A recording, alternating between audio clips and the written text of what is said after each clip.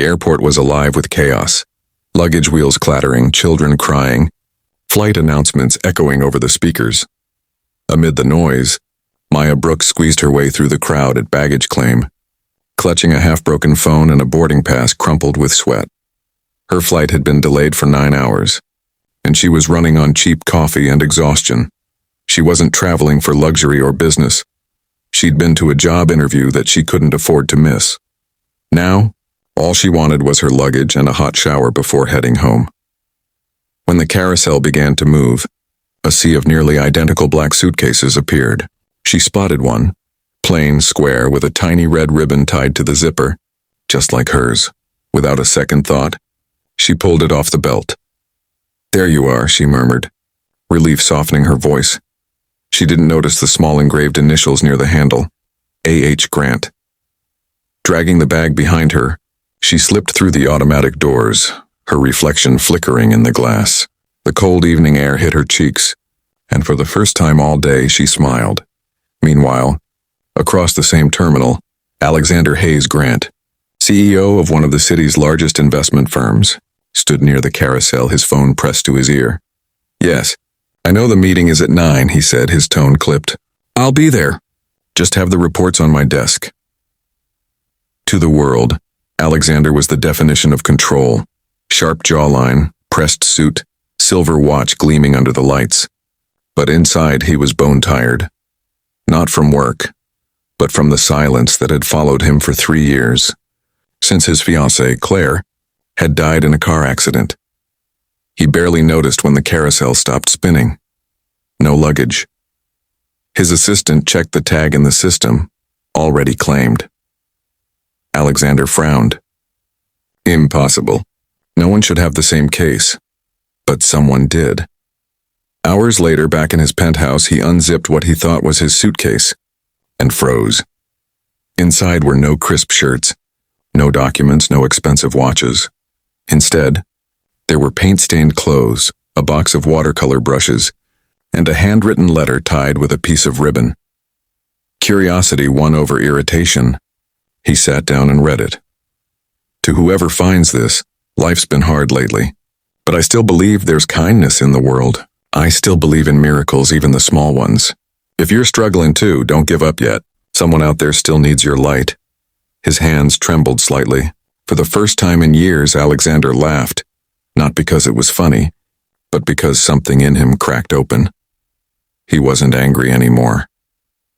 He opened the small sketchbook in the bag.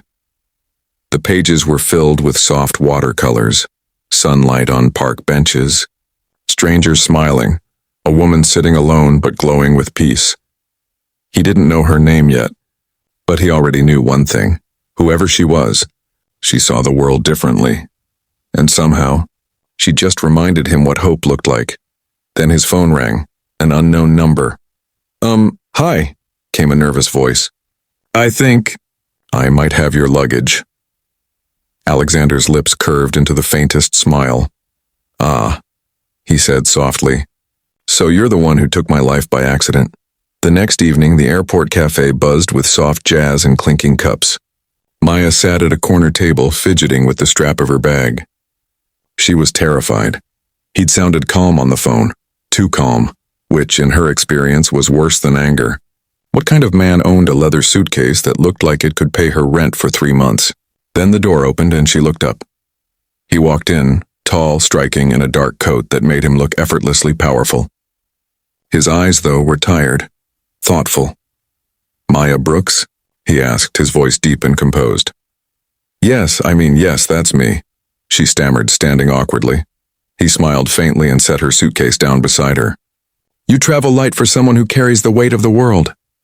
She blinked, confused. "I what?" He chuckled softly. "Your letter. I read it." Her cheeks flushed crimson. "Oh no, that wasn't meant for you. Or anyone, really. I just write things to remind myself to stay hopeful." "You reminded me too," he said quietly. Maya blinked, unsure how to respond. Then, noticing the faint sadness in his eyes, she tilted her head. "You didn't seem like someone who'd need a reminder to stay hopeful." He hesitated. People think that because I wear suits and have everything I could want, I don't need saving. But sometimes, he said softly, you don't realize how lost you are until someone helps you find a reason to look up again. For a moment, they just looked at each other, two strangers bound by a mistake that didn't feel like one anymore. The waiter brought coffee, and conversation flowed as easily as if they'd known each other for years. She told him about painting in small cafes for tips, about her little sister who wanted to be an astronaut. He told her about building an empire out of loneliness, and how he hadn't painted since Claire died, not with brushes, but with words, music, or laughter. When it was time to leave, Maya reached for her bag. Thank you for not being mad, he smiled gently. Thank you for being exactly who you are. Then he added, you left something behind, by the way. He handed her the stuffed bear from his briefcase, the one she'd forgotten to pack. She laughed, embarrassed. That old thing? My sister gave it to me when she was 5. It helped me sleep last night, he said quietly. Maybe it's lucky. She looked at him, and for the first time since they met, he wasn't the CEO anymore, just a man who'd found something real in a world made of business cards and boardrooms. As she walked out into the glowing city lights, she turned back once. He was still watching her, holding the bear, smiling softly.